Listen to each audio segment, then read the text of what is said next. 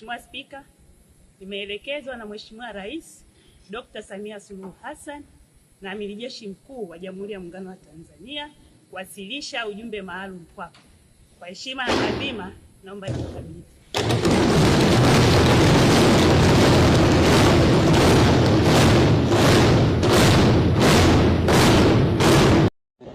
Mheshimiwa Daktari Mwigulu Lameck Nchemba,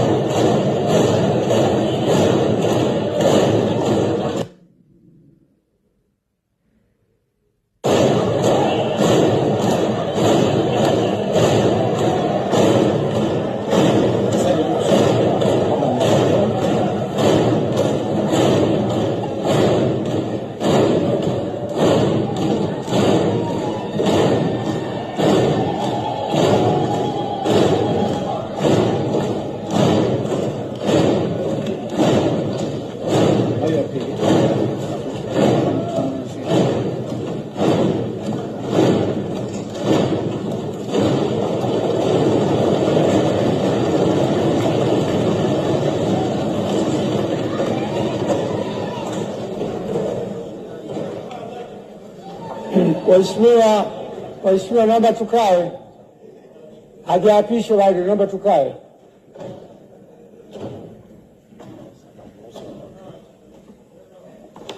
Sasa namruhusu mwakilishi wa Mheshimiwa Rais aweze kurudi kwenye majukumu mengine. Asante sana kamanda. Idadi ya kura za hapana 0.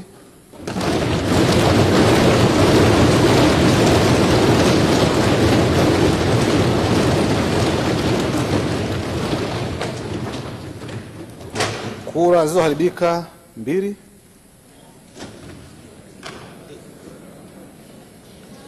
Kura za ndio 369.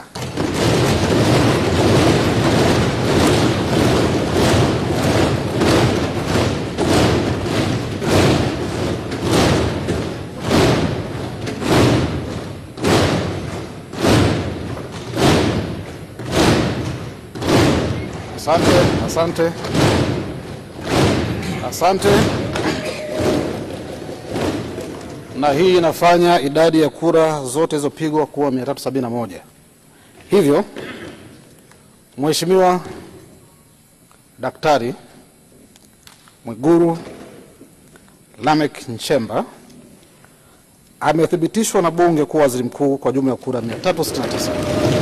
Mheshimiwa Spika, baada ya maneno hayo ya utangulizi, niseme tu tuko na kazi kubwa mbele yetu. Natambua ukubwa wa kazi iliyo mbele yetu, kazi kubwa kwa nafasi niliyopewa, lakini kazi kubwa ya serikali, lakini kazi kubwa kwa Watanzania wote. Mheshimiwa Spika, nchi yetu chini ya uongozi wa Dr. Samia Suluhu Hassan hivi majuzi ilitunga dira mpya ya 2025-2050 na awamu ya pili ya serikali ya awamu ya 6 ndio itakuwa awamu ya kwanza ya kutekeleza dira mpya. Na Mheshimiwa Spika, unatambua kwenye mbio za vijiti za kupokezana, mwanzishaji wa mbio hizo kipande cha kwanza asipokimbia kwa mbio ndefu kwa spidi kubwa, hata wale watakaokuwa wanampokea watakuwa tayari wamechelewa. Sasa serikali ya awamu ya 6 kwa awamu ya pili ndio inaanzisha utekelezaji wa dira ya 2025-2050. Mheshimiwa Spika, dira hiyo imebeba matarajio na matumaini makubwa ya Watanzania. Dira hiyo imebeba matumaini makubwa ya vijana ambao ndio hasa walengwa wa dira hiyo. Mheshimiwa Spika, tuna kazi kubwa ya kuanza vizuri kwenye utekelezaji wa dira hiyo, huku tukimalizia viporo vilivyokuwa havijakamilika kwenye dira ya 2025. Mheshimiwa Spika, natambua pia ilani ya uchaguzi ya CCM ambayo imejumuisha masuala yote ambayo ni kero kwa Watanzania katika maeneo mbalimbali. na nilikuwa nafuatilia hata kampeni za uchaguzi, na ninyi waheshimiwa wabunge, kila eneo mlikuwa mkijiaziliza yale ambayo yapo kwenye ilani, ambayo ni mahitaji ya Watanzania katika maeneo yenu. Ilani hiyo imebeba matumaini makubwa ya Tanzania, na hasa kwa kuzingatia kwamba Dr. Samia Suluhu Hassan amejitambulisha kuwa ni rais wa matokeo, rais wa matokeo ya haraka, rais anayetatua matatizo ya Tanzania. Kwenye maeneo ambayo amepokea vijiji vikiwa havijapata umeme, ndani ya muda mfupi alimalizia vijiji vyote vikapata umeme. Watanzania wanatarajia takriban vitongoji 28,000 ambavyo havijapata umeme sasa vikapata umeme. Hayo ni mambo makubwa ambayo yanasubiriwa na Watanzania katika kipindi hiki kinachofuata. Si hivyo tu, Mheshimiwa Rais ametoa ahadi kupitia ilani ya uchaguzi kushughulikia tatizo la ajira kwa vijana, takriban kutengeneza ajira zisizopungua milioni 8 kwa ajili ya vijana wa Kitanzania. Hii ni kazi kubwa ambayo tutafanyia uratibu, usimamizi kuweza kuhakikisha kwamba ndoto ya Mheshimiwa Rais ya Watanzania wa vijana wetu kupata ajira inatimia. Tutaratibu mpango mkakati ndani ya serikali na kushirikisha sekta binafsi kuweza kuhakikisha kwamba dira hiyo ya Mheshimiwa Rais ya kutengeneza ajira zisizopungua milioni 8 inakwenda kutimia. Watumishi wa umma na Watanzania sote tuwe tayari. Lazima tuende kwa gia ya kupandia mlima.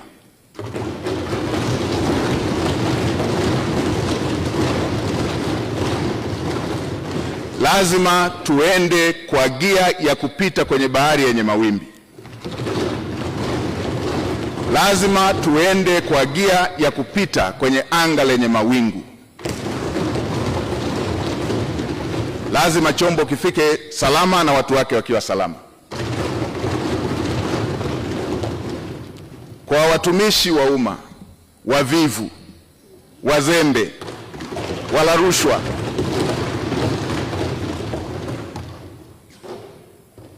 na wenye lugha mbaya kwa Watanzania, tuwe tayari.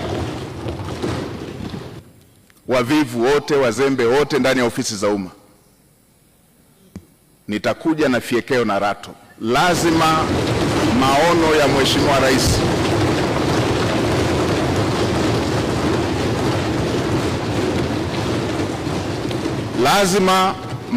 Mheshimiwa Rais, ahadi ambazo Mheshimiwa Rais amewaahidi wa Tanzania lazima zitekelezwe. Mheshimiwa Spika, katika kumalizia, nitoe rai kwa Watanzania wote. Haya yote ambayo tunayaongea, yale yote yaliyoongelewa kwenye dira, yale yote yaliyoongelewa kwenye ilani ya uchaguzi, yale yote tulio na matamanio nayo, yale yote yaliyo ahadi ya Mheshimiwa Rais pamoja na makamu wa rais, yale yote yaliyo ahadi zenu waheshimiwa wabunge, yatatimia tu kama tutaendelea kumtanguliza Mungu katika mambo yetu kama taifa, na kama taifa letu litakuwa na amani, kama taifa letu litakuwa taifa lenye amani. Yatatimia tu kama tutaendelea kumtanguliza Mungu katika mambo yetu kama taifa, na kama taifa lina hali ya amani. Bila amani, yote tunayotamani, yote tunayotarajia, yote tulioahidiwa, yote viongozi walioahidi, yote yaliyoko kwenye dira, yote yaliyoko kwenye ilani hayawezi kufikiwa. Tuwe na wajibu wa kuhakikisha kwamba nchi yetu ni ya amani. Tumtangulize Mungu hata kwa yale tunayoona ni magumu, ili tuweze kuhakikisha kwamba Mungu anatusaidia kupata ufumbuzi wake, kwa sababu kwake yote ni mepesi. Mheshimiwa Spika, pamoja na Tanzania kuwa nchi tajiri, bado tuna asilimia isiyopungua 8 ya Watanzania, asilimia 8 ya Watanzania wanaoishi katika umaskini wa kupindukia. Tuna takribani asilimia 26 ya Watanzania wanaoishi kwenye umaskini wa kipato. Niwakumbushe Watanzania, mimi umaskini wa Watanzania sijausoma kwenye kitabu, nimeuishi. Na Mheshimiwa Spika, katika maisha yangu haya, katika umri wangu huu, miaka takribani 32 nimeishi katika maisha hayo ya umaskini. Nimeishi katika maisha ambayo, kwa wale wanaokumbuka, kule vijijini mama zetu, dada zetu wakivaa gauni huwa wanajifunga nguo kiunoni. Ile nguo anayojifunga dada yangu, ile nguo anayojifunga shemeji yangu, ndio ilikuwa nguo yangu ya kujifunika. Kwa hiyo kabla hajamaliza shughuli zake za kila siku, silali mpaka akalale ili nipate shuka ya kujifunika. Na asubuhi kabla hajaanza kazi lazima niamke ili ile nguo niliyojifunika ndio yeye iwe nguo ya kujifunga ili aweze kuanza majukumu yake.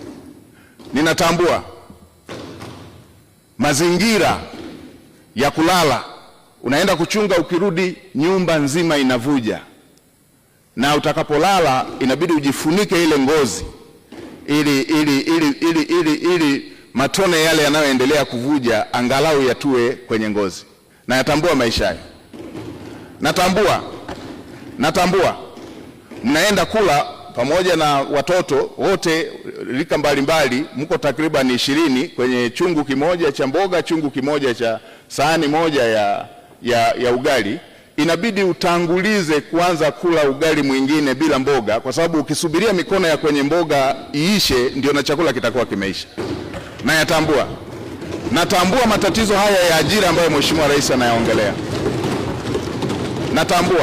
Natambua maumivu ya kusoma kwa shida na ukasubiria ajira ukiwa umekosa. Natambua dira hiyo ambayo Mheshimiwa Rais anataka awapatie vijana takriban milioni 8 ajira. Natambua maumivu yake. Nilipomaliza chuo nimefanya kazi ya kubeba zege kwenye kiwanda cha matofali ili upate kipato cha siku, na mke wangu akiwa anapika mamalishe, na wakati mwingine wakati anawagawia wabeba zege wenzangu wengine walikuwa wanatoa maneno makali. Natambua adha hiyo. Niwahakikishie Watanzania hasa wa mazingira ya chini watasikilizwa kwenye kila ofisi ya umma.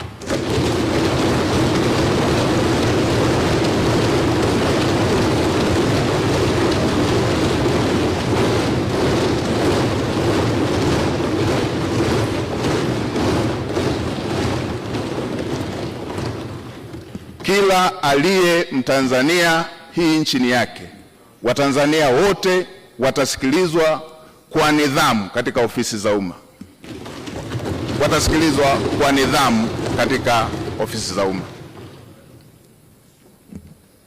Watanzania watafikisha kero zao, na watumishi wa umma watakwenda kwenye makazi, kwenye maeneo ya Watanzania kutatua kero za Watanzania.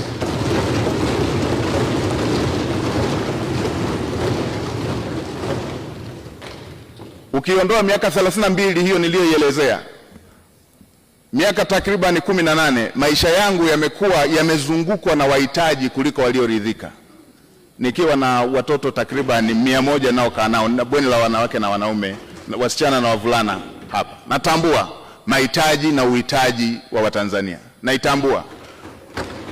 Kwa kutambua hilo, naamini yale yaliyo dira ya Mheshimiwa Rais katika kutatua kero za Watanzania, niwahakikishie Watanzania nitasimamia kwa uadilifu, nitasimamia kwa jitihada, nitasimamia kwa kuhakikisha kwamba hayo yanatimia.